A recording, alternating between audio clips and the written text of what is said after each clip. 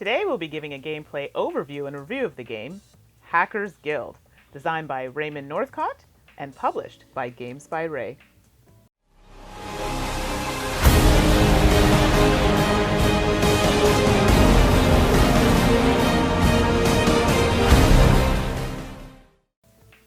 Hello everyone, and welcome to another episode with To Die For Games. I'm Mandi, the board gaming pinup girl. My fellow hosts are Tracy, the gaming maven. Stephane, the game's teacher. Looking to see the review? Well, timestamps are below. You can jump to the part that you want to see. Leave us a comment and subscribe to our channels to get notified when we post new content. Hackers Guild plays in about 120 to 150 minutes. It's suggested for ages 14 and up and accommodates 3 to 5 players. We've got Hackers Guild all set up and ready to go, so let's get to it. Hackers Guild is a one versus many game. A team of cyber hackers work together to take down Monolith Global Inc.'s computers by rolling dice and making dice sets that match specific objectives. The network admin of Monolith is working hard to stop the hackers and allow the company to create a single worldwide government. So, Mandi, tell us, what's inside the box? 1 game board, 4 hacker mats, 4 Linux OS cards, 4 malware cards, 12 target cards, 10 objective cards, 15 tool cards, 15 network admin cards, 27 dice, 10 hacker dice, 11 network admin dice, and 6 tool dice, 2 tracker pawns, player tokens, 3 player cubes each and 5 action discs each, credit tokens in amounts of 100, 250, and 500, 1 alpha hacker token, 3 reroll tokens, 2 choose die result tokens, 4 hacking cred tokens, 13 cyber attack defense tokens in amounts of 1, 5, and 10, and the rulebooks. Crushed it. All right, now we know what we're playing with. How do we set up? Stephane? Place the game board in the center of the table. The hacker players each select a color matching Linux OS card, the matching player cubes and action discs, as well as a hacker mat. Place 1 player cube on the rightmost filled in space of the 3 hardware tracks on their hacker mat. Players each place an action disc on the space 0 of the hacking notoriety track. Each hacker receives a malware card. Place credits, 2,000 with 5 players, 3,500 with 4, and 5,000 with 3, in the middle of the game board to form the guild's common funds, with the rest as a bank on the side. Choose the level of difficulty and set up the suggested objectives. Shuffle the tools, target, and network admin decks. Flip the first 4 cards of the tools deck to create the market. Place the hacker dice and tools dice near the board. The player who is the network admin gets the admin dice. Place 1 of the black tracker pawns on space 1 of the rounds track, and another at space 5 of the hacking cred track. Hacker players each roll a die. Highest roll gets the alpha hacker token and goes first. Now that we're all set up, how do we play? Tracy? The game consists of 8 rounds, more if there are less players. Each round consists of 3 phases. Phase 1, Guild Actions. Each hacker has 4 action discs which they assign, in turn order, to various action spaces. Then players resolve their actions in any order amongst all the players. Note that each player can assign a max of 2 discs per action space, with the exception of their player power. Players can do one of the following 4 actions. A. Upgrade computer hardware. By upgrading hardware, players can increase their number of dice rolled, their tool level they can run, or number of tools that they can run. B. Purchase new hacking tools. Players may purchase tools as long as there is enough credits in the common supply and they can carry the level and the right amount of tools. Players may get rid of their tools if they need to be able to run the new tool. C. Attempt to hack. There are 2 types of hacks, funding hacks and objective hacks. More on these very important actions later. D. Activate their special power. Each hacker has a special power with 3 levels where players can assign action discs. These can be used to affect the outcome of any player's actions. Phase 2, Network Admin's turn. At the start of the turn, the network admin draws 3 cards from their deck and collects 3 cyber attack defense points. Note, the admin has a hand limit of 3 cards, so may choose between what they have and what they've drawn, collecting half the cost in CAD points for each one discarded. The admin may now choose to play any cards by paying their cost or save them for later. Phase 3, cleanup. The round tracker pawn moves forward 1 space. The tool market is refreshed. The rightmost card is discarded, and then the cards are moved to the right and then drawn back up to 4 tools. The alpha hacker marker is passed clockwise to the next hacker. Whew! Just a little bit more left. Mandi, so how do we resolve hacking attempts? Funding hacks. Players will earn credits and hacking cred based on each security level that is bypassed. And if they complete all 4 levels of a funding hack, they will be able to add that computer system to their guild's botnet. Flipping the top card of the target deck of the hacker will attempt to complete all 4 levels, going from top to bottom, by rolling a number of their dice equal to their CPU level, 1 to 5, plus 1 die for each computer system in their guild's botnet.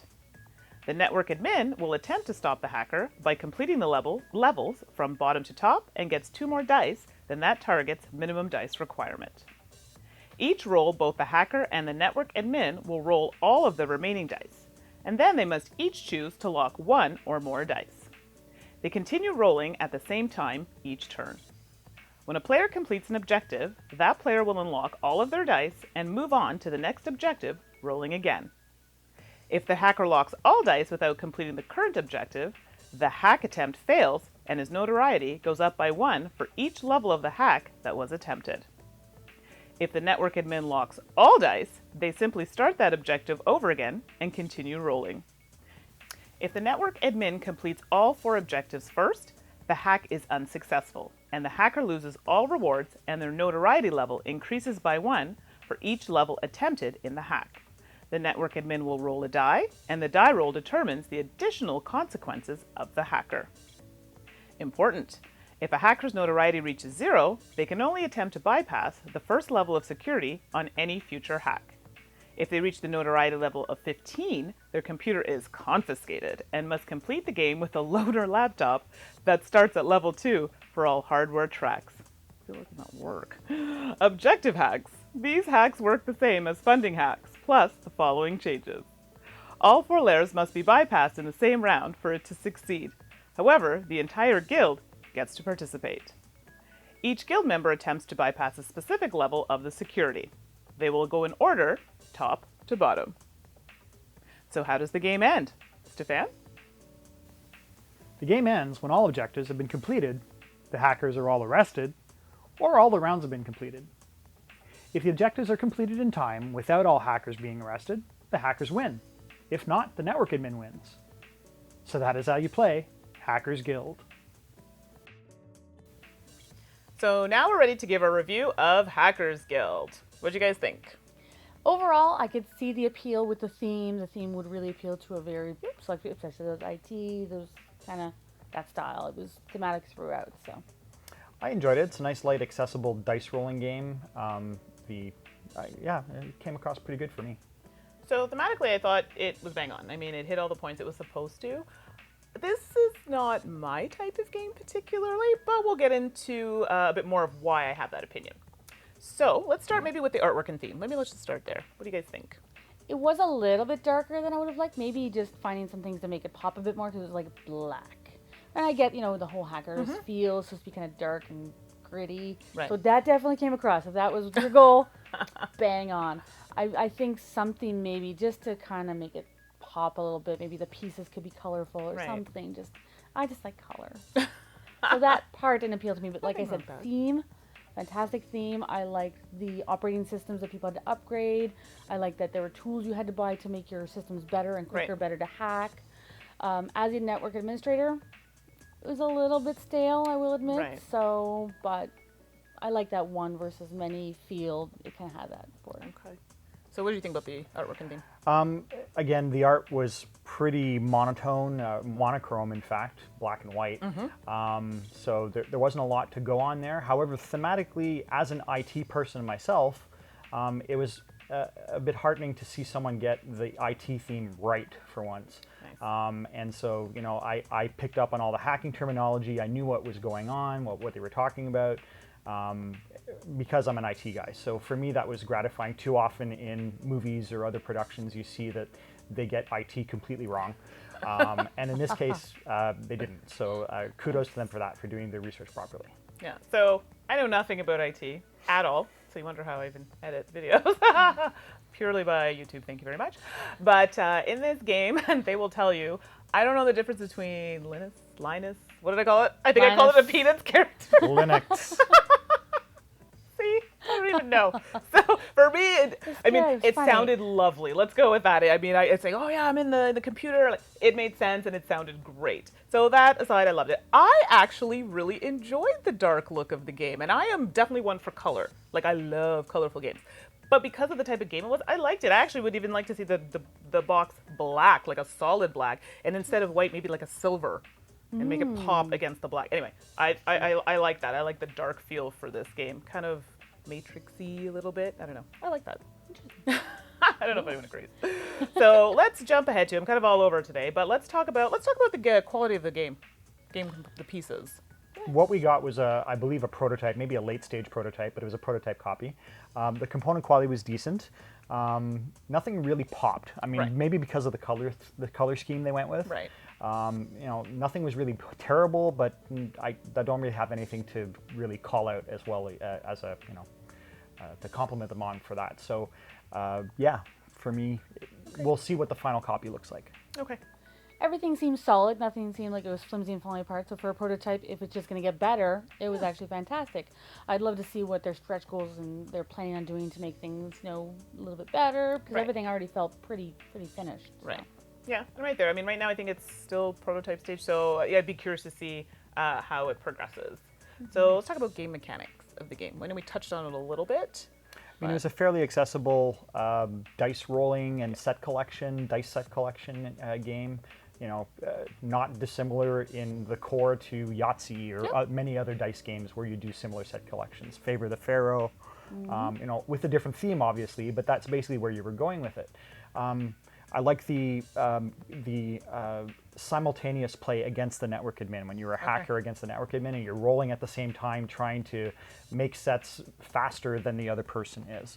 So that appealed to me as well. For me as the network admin, like I said, the network admin deck, I didn't use it at all throughout the game. But I liked when you were trying to hack and I was trying to protect, create the security.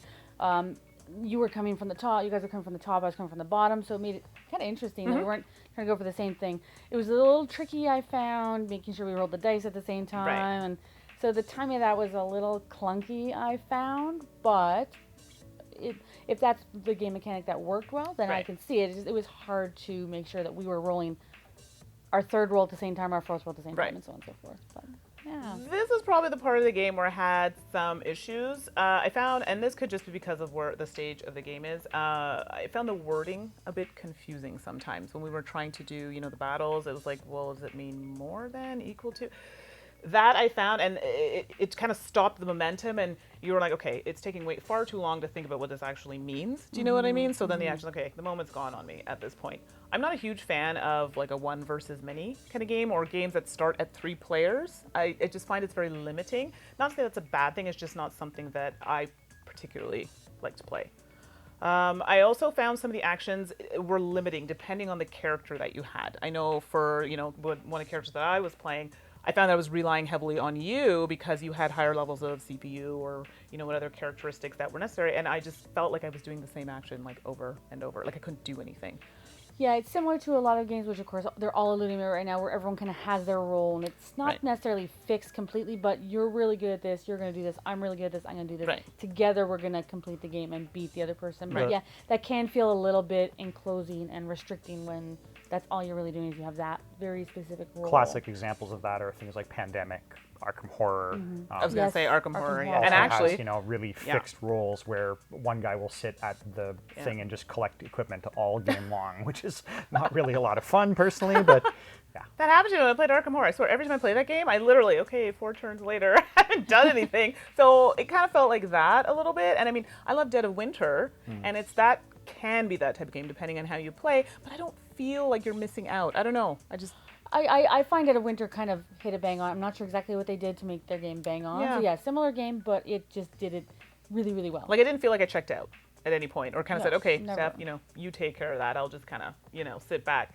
I felt involved, whether it be with my actual actions or, I think in Dead of Winter they talk about like Oh, it's escaping me now. When you put cards into the when you're trying to complete the objective for that round.